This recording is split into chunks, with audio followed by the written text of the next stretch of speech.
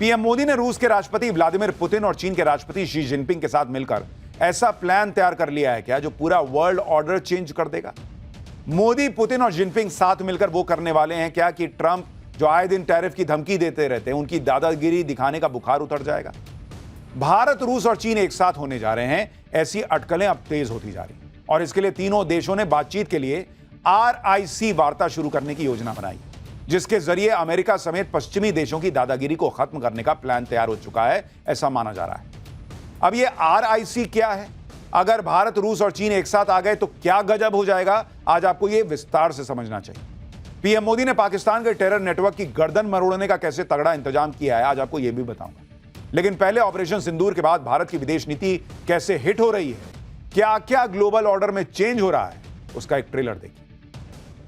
आप देखिए कि भारत, चीन और रूस के बीच त्रिपक्षीय संगठन RIC को फिर से सक्रिय करने की चर्चा हो रही है। RIC में R का मतलब है रशिया, I का मतलब है इंडिया और C यानी चाइना। यह बातचीत का वो मंच है जिसे 1990 के दशक के अंत में रूस ने तैयार किया था। RIC का मकसद अमेरिका और पश्चिमी देशों के एक तरफा वर्ल्ड ऑर्डर को बैलेंस करना है। RIC के तहत तीनों देशों के बीच अलग अलग लेवल पर 20 बैठकें हो चुकी हैं। RIC के जरिए विदेश नीति के साथ साथ सुरक्षा मामलों में भी आपसी सहयोग बढ़ाने की कोशिश की जा रही है। लेकिन भारत, चीन के बीच गलवान क्लैश के बाद यह मंच लगभग निष्क्रिय पड़ गया था। अब रूस एक बार फिर से RIC को एक्टिवेट कर रहा है और चीन ने भी इसके लिए रजामंदी दे दी है। अगर रूस, भारत और चीन एक साथ आ जाते हैं तो क्या अमेरिका की बादशाहत खतरे में पड़ जाएगी? वर्ल्ड ऑर्डर चेंज हो जाएगा क्या? पूरा पावर सेंटर पश्चिमी देशों से एशिया में शिफ्ट हो जाएगा? क्योंकि भारत, चीन और रूस एक हो गए तो इनकी ताकत दुनिया के तमाम गुटों से ज्यादा होगी। दुनिया की 36% आबादी वाले इन तीन देशों की GDP को अगर जोड़ लिया जाए तो यह दुनिया की GDP का 33% बनता है बॉस। चीन 1641 लाख करोड़ रुपए के साथ दुनिया की दूसरी सबसे बड़ी इकॉनमी है। भारत 345 लाख करोड़ रुपए के साथ चौथी सबसे बड़ी इकॉनमी है और रूस की इकॉनमी भी 181 लाख करोड़ रुपए की। अगर भारत, चीन और रूस एक साथ आ गए तो ये तीनों देश मिलकर पश्चिमी देशों के सैन्य संगठन नेटो के मुकाबले की ताकत बन सकते हैं। तीनों देशों का टोटल सैन्य खर्च लगभग 40 लाख करोड़ रुपए से ज्यादा है। चीन का सैन्य बजट 21,60,000 करोड़ रुपए, रूस का सैन्य बजट करीब 13 लाख करोड़ रुपए और भारत का सैन्य बजट करीब 6 लाख करोड़ रुपए। रूस, चीन और भारत तीनों ही दुनिया के सबसे बड़े ऊर्जा उपभोक्ता और उत्पादक देशों में भी शामिल है। रूस के पास प्राकृतिक गैस का सबसे बड़ा भंडार है और रूस में निकाले जाने योग्य तेल का दूसरा सबसे बड़ा भंडार मौजूद है। चीन दुनिया का सबसे बड़ा ऊर्जा उपभोक्ता है और भारत इस लिस्ट में तीसरे नंबर पर है। दोनों देश इसके लिए आयात पर निर्भर है। अभी भी भारत रूस से तेल खरीदने में पहले नंबर पर और चीन दूसरे नंबर पर है। अगर तीनों देश एक साथ आ गए तो फिर भारत और चीन को तेल आयात के लिए किसी दूसरे देश पर निर्भर नहीं रहना पड़ेगा। दुनिया ने रूस यूक्रेन युद्ध के दौरान भी इन तीनों देशों की कंबाइंड पावर का एक ट्रेलर देखा था। जब पूरा यूरोप और अमेरिका छाती पीटता रह गया और रूस को धमकियां देता रह गया, तब भी भारत और चीन की मदद से रूस खड़ा रहा और दुनिया इन तीनों देशों का कुछ बिगाड़ नहीं पाई, ना आज बिगाड़ पा रही। भारत, रूस और चीन अगर साथ आ गए तो यह अमेरिका के राष्ट्रपति ट्रंप के लिए सबसे बड़ा झटका साबित होगा, क्योंकि रूस और चीन लंबे समय से डॉलर को चुनौती देने की कोशिश कर रहा है। चीन और रूस के बीच ज्यादातर व्यापार अभी चीन की करेंसी युआन में हो रहा है। भारत और रूस के बीच भी व्यापार के लिए डॉलर के बजाय किसी और पेमेंट मोड अपनाने की तैयारी चल रही है। ब्रिक्स में शामिल ब्राजील, रूस, भारत, चीन और साउथ अफ्रीका भी डी-डॉलराइजेशन की बढ़ चढ़कर बात करते रहे। अब अगर रूस, भारत और चाइना के तहत RIC के तहत रूस, भारत और चीन ने साथ मिलकर डॉलर को अगर नकार दिया बॉस, तो यह डॉलर की दादागिरी को खत्म कर सकता है। ट्रंप जिस तरह से दादागिरी दिखाने का प्रयास करते हैं, अगर भारत, चीन साथ आ गए, रूस साथ आ गया तो ट्रंप की सारी हेकड़ी निकल जाएगी एक बार, क्योंकि भारत और चीन सबसे बड़े मार्केट है बॉस। अगर दोनों देशों ने अमेरिका में सामान बेचना बंद कर दिया और अमेरिका का सामान भारत में बिकने देना बंद कर दिया या कम भी कर दिया, तो अमेरिका की हवा टाइट हो जाएगी बॉस। यह बात ट्रंप भी समझ रहे हैं, इसलिए वो अब धमकी देने पर उतर आए। RIC की चर्चा के बीच ट्रंप ने धमकी दी है कि जो भी देश डॉलर को कमजोर करने की कोशिश करेगा, अमेरिका उस पर 150% टैरिफ लगा देगा। ट्रंप के सहयोगी लिंडसे ग्राहम ने ट्रंप के हवाले से चेतावनी दी कि भारत और चीन अगर रूस से तेल खरीदना बंद नहीं करते तो अमेरिका उनको बुरी तरह बर्बाद कर देगा। तुम क्या बर्बाद करोगे यार? तुम्हारी इकोनॉमी बर्बाद हो रखी है, तुम्हारे यहां बेरोजगारी बढ़ रही है और तुम भारत को बर्बाद करने आए हो, जो दुनिया की सबसे तेजी से बढ़ती अर्थव्यवस्था है। ट्रंप का इलाज कराओ अगर उनको ऐसा लगता है भाई कि वो भारत को बर्बाद कर देंगे।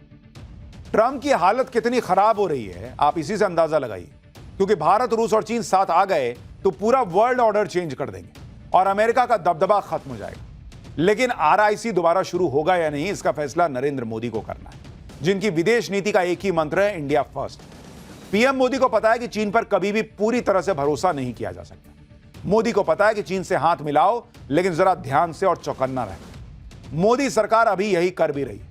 चीन ने भारत से संबंधों को बेहतर करने के लिए हाथ तो आगे बढ़ा दिया है। भारत ने चीन की सैन्य और डिप्लोमेटिक घेराबंदी करके ही हाथ मिलाने के लिए हामी भरी। आप देखिए कि भारत आरआईसी में शामिल होगा, उससे पहले ही चीन बॉर्डर पर भारत ने अपनी सैन्य तैनाती बढ़ा दी। लद्दाख में राफेल की तैनाती के लिए परमानेंट हवाई पट्टी बनाकर तैयार कर दिया। इसके अलावा एलओसी पर आकाश प्राइम और S-400 जैसे एडवांस एयर डिफेंस सिस्टम खड़े कर दिए। लद्दाख से लेकर चिकन नेक और नॉर्थ ईस्ट तक चीन बॉर्डर सिक्योरिटी टाइट की हुई है। हिंद महासागर में सबसे एडवांस युद्धपोत सबमरीन की तैनाती हो चुकी है। समुद्र में एडवांस मिसाइलों की टेस्टिंग लगातार चल रही है। यानी भारत चीन से अगर दोस्ती करने की दिशा में बढ़ने का भी सोच रहा है, तो भाई जैसे फिल्मों में नहीं दिखाता है कि आप मिलने भी गए ऐसे आदमी से जिस पर भरोसा नहीं किया जा सकता है तो पूरा 4 ठो खोस के गए, वैसे ही भारत ने तैयारी की हुई है कि पूरा एकदम तैयारी कर दो, चीन को पता रहे कि धोखा देना बहुत मुश्किल है। यह मोदी सरकार की विदेश नीति का दम है कि जो चीन हमेशा पाकिस्तान की साइड लेता था, वो भारत की तरफ दोस्ती का हाथ बढ़ा रहा है। अंतर्राष्ट्रीय डिप्लोमेसी में बड़े देशों के बीच संबंधों का बेहतर होना हमेशा तनातनी से बेहतर होता है। भारत चीन को लेकर उसी दिशा में आगे बढ़ रहा है। पिछले साल अक्टूबर में पीएम मोदी और चीन के राष्ट्रपति शी जिनपिंग ने रूस में ब्रिक्स सम्मेलन के दौरान मुलाकात की थी। गलवान संघर्ष के बाद यह मोदी और शी जिनपिंग की पहली द्विपक्षीय बैठक। इसके बाद पिछले महीने यानी जून में रक्षा मंत्री राजनाथ सिंह और एनएसए अजीत डोभाल चीन गए, एससीओ की बैठक में हिस्सा लिया। अभी 13 जुलाई को ही भारत के विदेश मंत्री एस जयशंकर ने चीन की यात्रा की थी, जहां उन्होंने शी जिनपिंग समेत कई बड़े मंत्रियों के साथ बैठक की थी।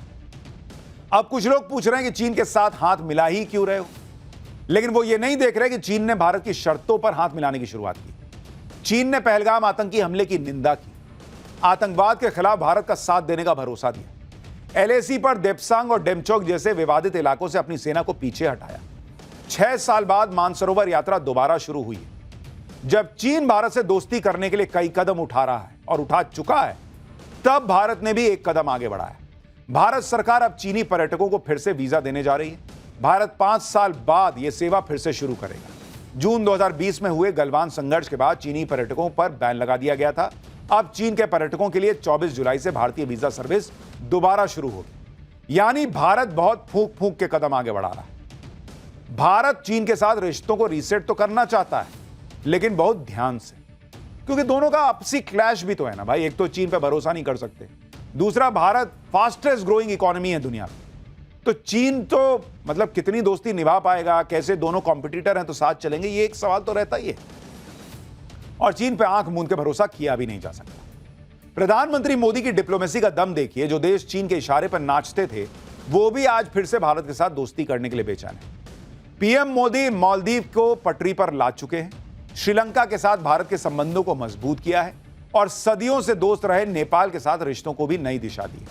ये तीनों वो देश हैं जहां भारत के दुश्मनों के इशारे पर पिछले कुछ सालों में एंटी इंडिया नैरेटिव सेट करने की पूरी कोशिश की है।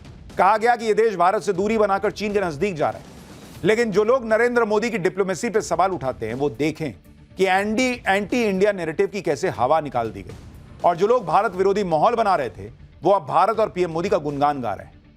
अब मालदीव को ही देखिए। 2 साल पहले जब मालदीव में सत्ता परिवर्तन हुआ, तो उसने चीन के इशारे पर भारत को तेवर दिखाने की कोशिश की और दोनों देशों के बीच तनातनी उस वक्त और बढ़ गई जब पीएम मोदी के लक्षद्वीप दौरे की तस्वीरें सोशल मीडिया पर वायरल हुई। इन तस्वीरों को लेकर मालदीव के नेता और मंत्रियों ने पीएम मोदी के खिलाफ खूब बयानबाजी की। लेकिन जब भारत के लोगों ने मालदीव के टूरिज्म का बॉयकॉट करना शुरू किया, तो मालदीव की पहले से डगमगा रही इकोनॉमी की हालत और खराब हो गई, क्योंकि मालदीव के टूरिज्म का सबसे बड़ा हिस्सा भारत से पहुंचने वाले पर्यटकों का। इससे मालदीव लाइन पर आ गए तो जो लोग पूछ रहे थे कि नरेंद्र मोदी ने एक फोटो खिंचवा लिया तो क्या हो गया, भाई फोटो ऐसा खिंचवाया कि पूरी फिल्म पलट गई है। पुराने रिश्तों का हवाला देकर अब भारत से मदद की गुहार लगा रहे हैं मुइज्जू। हालांकि पीएम मोदी ने बड़ा दिल दिखाया और मालदीव को आर्थिक संकट से उबरने में हरसंभव मदद का भरोसा दिया।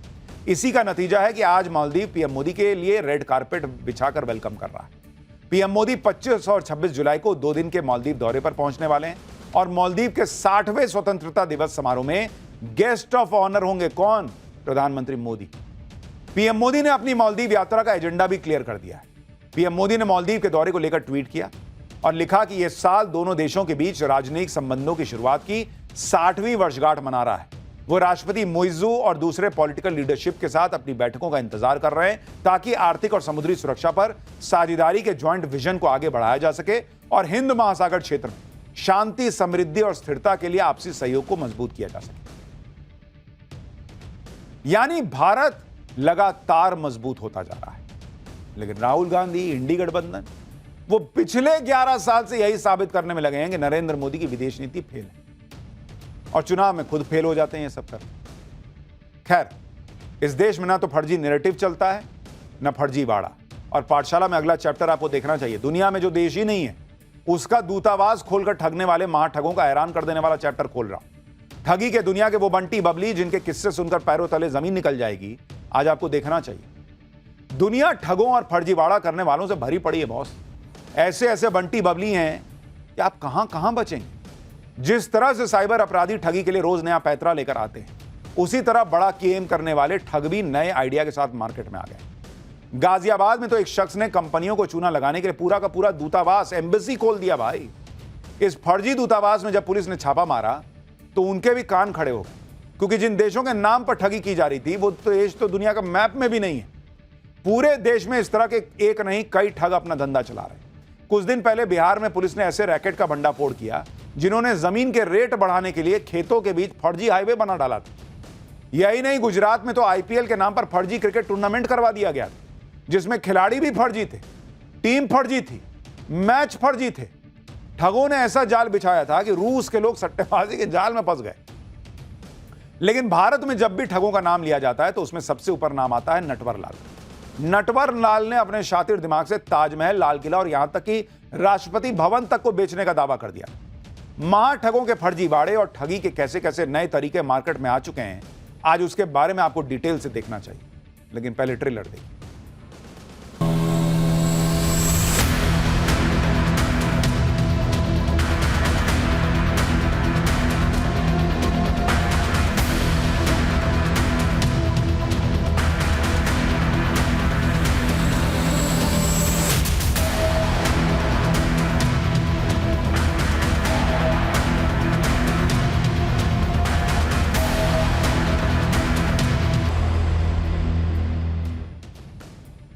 देश भर में हुए ठगी के कारनामों की लिस्ट बहुत लंबी है, लेकिन सबसे पहले बात दिल्ली से सटे गाजियाबाद की, जहां यूपी एसटीएफ ने अवैध रूप से चल रहे फर्जी दूतावास का भंडाफोड़ किया और इस पूरे फर्जीवाड़े को ऑपरेट करने वाले आरोपी हर्षवर्धन जैन को धर दबोचा।